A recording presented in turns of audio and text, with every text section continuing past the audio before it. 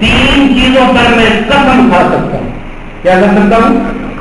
حضور نے فرمایا قربان ہے حضور کو قسم کھانے کی کیا ضرورت ہے, لیکن پھر بھی ہمارے لیے میرے آقا فرماتے ہیں 3 چیزوں پر میں قسم کھا سکتا ہوں کہ وہ حق ہے برحق ہے. اس بات پر قسم کھا سکتا ہوں. ایک بات یہ ہے کہ مال میں سے صدقہ کیا جائے تو وہ کم نہیں ہوتا. مال میں سے صدقہ کیا جائے تو وہ کم. یہ کس نے کہا؟ تو ہمیں کیوں کسو پڑے ہوتے ہیں؟ ہمیں کیوں؟ ہم رازق بن بیٹھے ہیں لوگوں کو کہ ہم نہ دیں گے تو شاید یہ بھوکے بن جائیں گے. یہ ایسا ہو سکتا ہے؟ ایسا نہیں ہو سکتا. خدا کا شکر کرے وہ بندہ جس کو اللہ نے دیا اور کوئی لینے والا موجود ہے, ورنہ اس کے لیے وبال جان بن جائے, اس کے لیے وبال جان بن جائے. اس لیے اللہ کے رسول صلی اللہ علیہ وسلم جس بات پر فرماتے ہیں کہ میں قسم کھا کر کہہ سکتا ہوں اور کہتا ہوں کہ صدقہ کرنے سے مال میں کمی واقع نہیں ہوتی, مال بڑھتا ہے, مال زیادہ ہوتا ہے. اور دوسری چیز حضور صلی اللہ علیہ وسلم نے فرمایا زیادتی پر جو صبر کرتا ہے, زیادتی پر جو یہ بڑا نسخہ ہے یاد رکھیں. ہم پر زیادتیاں گھر میں ہوتی رہتی ہیں, بیٹوں کے ساتھ بچوں کے ساتھ ہوتی رہتی ہیں, خاص طور پر بچیاں. جہالت کا زمانہ آج بھی دیہاتوں میں ہے, دیہاتوں میں ظلم اور زیادتی کا شکار ہوتی ہے. ظلم پر زیادتی پر جو صبر کرتا ہے میرے مصطفیٰ نے فرمایا اللہ اس کی عزت کو بڑھا دیتا ہے, اللہ اس کی عزت کو اور زیادہ کر دیتا ہے. یاد رکھیں, آپ دیکھیں میرے حسین نے صبر کیا, اللہ نے کتنی عزت دی. جس نے صبر کیا اللہ نے ان کو عزت عطا فرمائی. اگر کہیں زیادتی ہو جائے اور قابل معافی ہے اور آپ چاہتے ہیں, میں چاہتا ہوں کہ رب مجھے معاف کر دے, تو ہمیں بندوں کو معاف کر دیں, بندوں کو معاف کر دینا چاہیے. اور تیسری بات حضور صلی اللہ علیہ وسلم نے فرمایا, یہ بھی بڑی قابل غور ہے. حضور فرماتے ہیں جو اپنے اوپر خود سوال کرنے کا دروازہ کھولتا ہے, کس کا دروازہ کھولتا ہے؟ سوال کرنے کا جو اپنے اوپر خود دروازہ کھولتا ہے اللہ اس پر غربت کا دروازہ کھولتا ہے. اللہ اس کو کبھی, آپ نے کبھی نہیں دیکھا ہوگا کہ مانگنے والے نے کوٹھیاں بنا دی, کاروبار کر لیا ہو. یہ بھی ہمارے لیے ایک ناصور ہے, ایک ایسا اپاہج آدمی ہے, اس کو روزانہ ہزاروں روپے کی ضرورت ہے اور ہم دے دیتے ہیں. ہمیں ڈسکریج کرنا چاہیے اور ہمیں حقداروں کے لیے پیسہ بچا کے رکھنا چاہیے. چونکہ رمضان المبارک تھا اس لیے میں نے عرض کیا اس اپنے موضوع کے ساتھ کہ حضور صلی اللہ علیہ وسلم کا ارشاد گرامی ہے کہ جب قومیں بخیل ہو جاتی ہیں, کنجوسی کرتی ہیں, صدقہ و خیرات نہیں کرتی, ہاتھ کو روک لیتی ہیں, اللہ رب العزت انہیں زوال کا شکار کر دیتا ہے. اور دیکھیں آپ چیریٹی کرتے ہیں, صدقات دیتے ہیں, لیکن میں نے شروع میں عرض کیا انتظار کس کا کرتے ہیں؟ زلزلہ آنے کا, کسی کے مصیبت میں پھنسنے کا. لیکن یاد رکھیں صدقہ و خیرات وہ ہے جو زندگی میں کیا جائے, کسی کی مشکل اور مصیبت کو دور کیا جائے. یہاں ایسا بھی ہے کہ جب غریب کا کوئی گھر میں کوشش ہو جاتی ہے, باتیں چل رہے کیا چل رہا ہے, اس کے گھر میں باتیں چل رہے ہیں, لیکن جب کوئی ان کے گھر میں ڈیتھ ہو جاتی ہے تو گاؤں کا بڈیرا کہتا ہے 7 دن کھانا میرے گھر سے آئے گا. جب وہ زندہ تھا تو اسے ڈھونڈ گئے. یاد رکھیں مرنے والوں پر دیکھے پکا کر تقسیم کرنے والوں, اپنے رشتے داروں کو بریانیاں پکا کر کھلانے والوں, کبھی سوچا تھا کہ زندگی میں مرنے والے نے کبھی جھردا کھایا تھا, کبھی پلاؤ کھایا تھا, کبھی اتنا پھل کھایا تھا.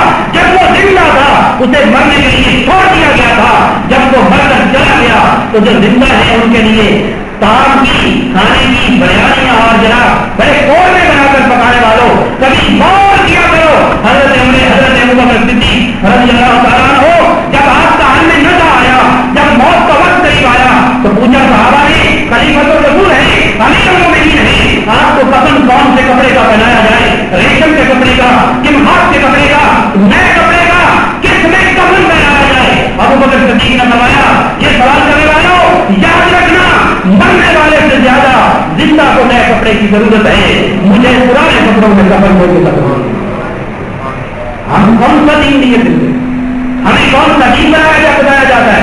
آج کل مدرسوں کے لیے چمگادڑوں کی طرح زکات میں نکلنے والوں کبھی سوچا کہ تمہارے محلے میں غریب مر جاتا ہے, علاج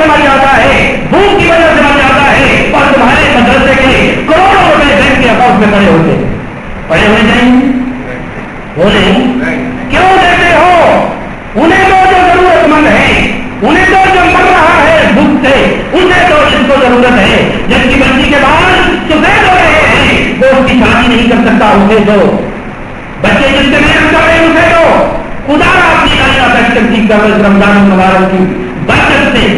इस रमजान मुबारक में ये सोच पैदा कर लो कि हमें देना उसको है जिसके अकाउंट में ना जाए, देना उसको है जिसके पेट में जाए। कहाँ जाए? बोले कहाँ जाए? पेट में जाए। ये आपने अपनी कोशिश किया करो, जहाँ अच्छा मतलब हो वहां पहुंचा करो, पहुंचा करो। इस पहुंचने का भी आपको अजर मिलेगा, ढूंढने का भी आपको अजर मिलेगा।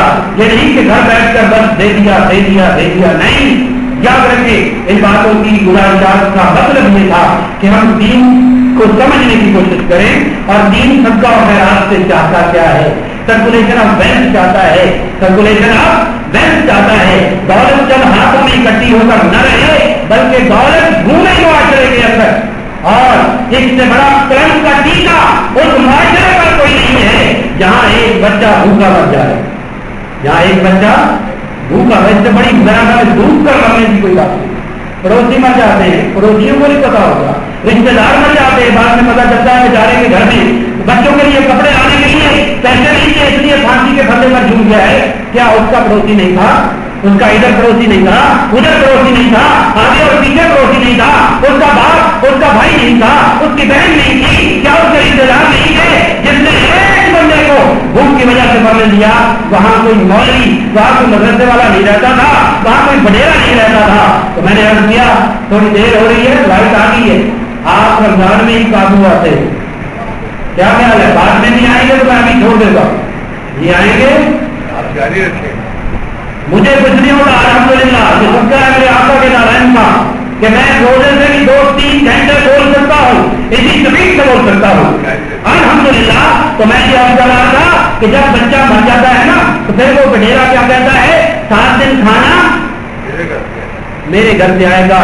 तो मैंने जब ऐसे बच्चे का इंटरव्यू सुना, जब 7 दिन गुजर गए उसके बाद भूख लगी तो वो बच्चा मासूम अपनी माँ से पूछता है, अम्मी अब दूसरा भाई कब मरेगा?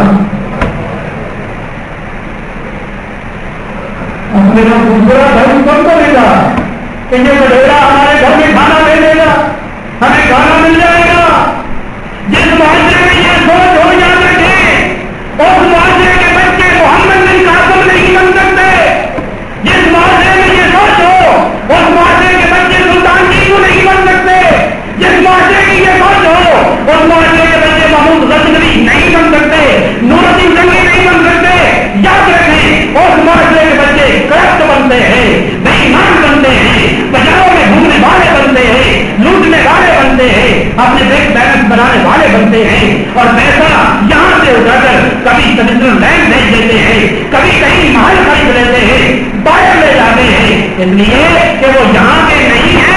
मुसलमानों की जान लो, आज पाकिस्तान को तकसीम करने की बातें कर रहे हैं, नए सूबे बनाने की बातें कर रहे हैं ताकि हमारे बच्चे वज़ीर आला बने, हमारे बच्चे गवर्नर बने, हमारे बच्चे वजीर बने, हमारे बच्चे मंत्री बने। ये इस चक्कर में है। अगर पाकिस्तान को बचाना चाहते हो, खुदारा दीन को समझो, कुरान को समझो, हदीस को समझो। आपके पास इससे बढ़कर कोई आइन नहीं है। काज़ी आज़म ने, किसी ने सवाल किया था, आओ काज़ी आज़म का नाम लेकर लूटने वालों, काज़ी आज़म से किसी ने सवाल किया था कि तुम मुल्क तो बना रहे हो, बताओ इसका आइन क्या होगा, इसका आइन कॉन्स्टिट्यूशन क्या होगा? काज़ी आज़म ने कुरान को पकड़कर कहा इसका आइन कुरान होगा। और 1400 साल पहले गुंबद खजरा के वकील ने हमें आइन दे दिया। आज भी इस आइन की कोई गुंजाइश है इस मुल्क में? अल्लाह अमल की वसीयत फरमाए। 5 मिनट ज्यादा हुए उस पर मैं गालिब खा हूँ। अल्लाह ताला हमारे